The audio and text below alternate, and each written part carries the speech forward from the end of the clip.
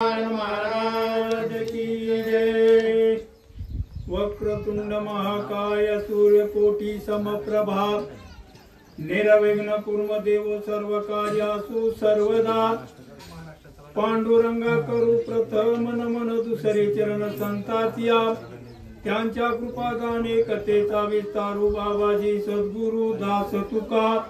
श्री गणेशाय नमः। श्री प्रभु रामचंद्राय नमः। श्री राम नित्य देखनात जान परी त्याची या भात्याचे बाण अंधारी देखणे पूर्ण घेती प्राण दिवस घेवसो। चरित्र रघुनाथस्य शतकोटी प्रविस्तरम एक एक अक्षरम पुरुषा महापातक नाशनम। कथा परिसता रामायण पूर्वज उद्धरती जाण पूर्वजांचे नवल कोण पूर्ण उद्धारती जगती। अशा प्रकारची पवित्र आणि पावन रामकथा आणि त्या रामकथेमधला सुंदर कांडामधला सुंदर अशा प्रकारचा परिहार या ठिकाणी स्वतः जगाचा जगचालक मालक प्रभू परमेश्वर रामचंद्र देव झोपला आणि देव झोपल्यानंतर हे स्वर्ग मृत्यू पाहता हे राहू शकतं का? मुंगी पासून ते ब्रह्मदेवापर्यंत ज्याची सत्ता आहे असा भगवंत केव्हा झोपू शकतो? झोपू शकत नाही।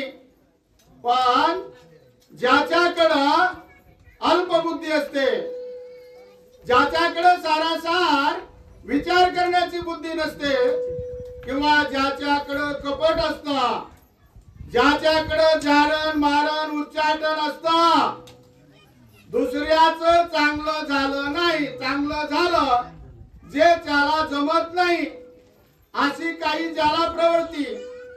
राजा रावणाला काय म्हणायचं? आपल्या शरीरामध्ये अहंकार निर्माण झाला तिथं राजा रावण उत्पन्न झाला। आणि राक्षस असे विचार करतात, समोरासमोर नाही जमलं कपट करायचं, झोपेमध्ये मारायचं, असं जमतं का? ज्याच्या भात्यामध्ये असा बाण आहे प्रभू रामचंद्र नित्य सावध आहेत, बेसावध कदाही नाही। त्या ठिकाणी मोहद्दर म्हणतो अरे असा विचार करू नका, राम कदाही बेसावध नाहीये, राम नित्य सावध आहेत। बरा देखो ने श्री राम धर्म सिका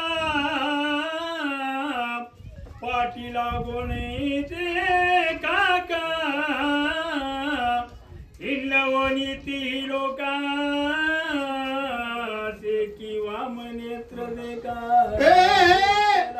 अरे तुला माहित आहे का माहित नाही?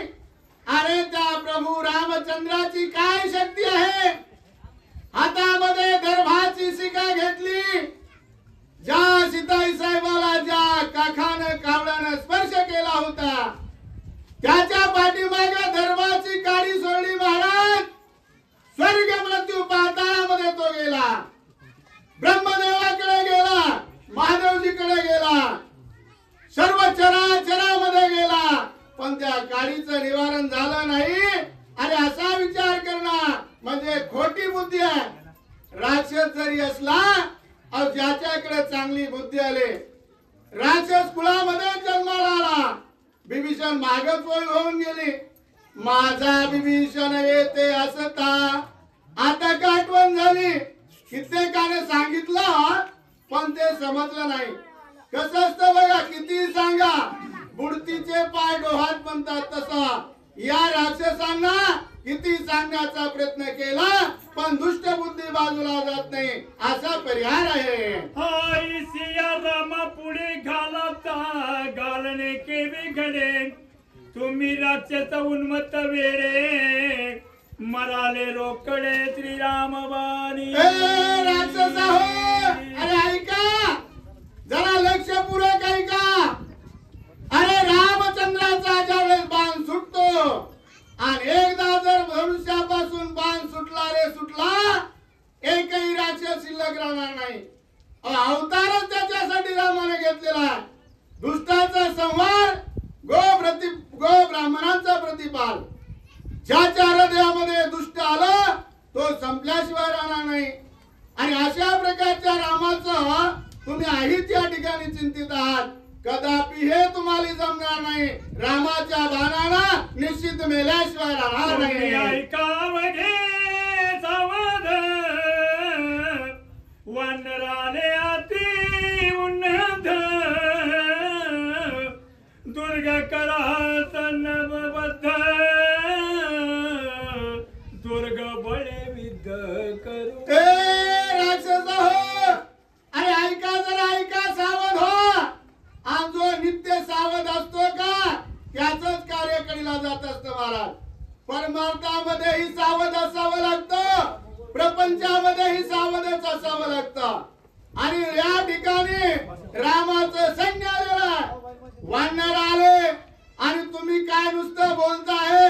अरे बोलून काय जमणार आहे. दुसऱ्याचं सैन्य आपल्या लंकेमध्ये येऊन पोहोचलेला, वानरांनी दुर्ग घेतलेला. सज्ज करा सैन्य, आता घनघोर युद्ध होणार आहे, अशा प्रकारे बोलू लागलेले आहे. पोळी पागरी ठाई ठाई जडा यंत्र करी सन्न बोध बोध विरान विरी दुर्गर द्वारे रक्षा. प्रत्येक दुर्गाचं रक्षण करा. अहो लंका हे त्रिकुटच असं होतं महाराज. त्याच्या चारी बाजूने खंदक आहेत, वरी पवळे. शत्रू जर आला पुन्हा चौकडून समुद्र आहे.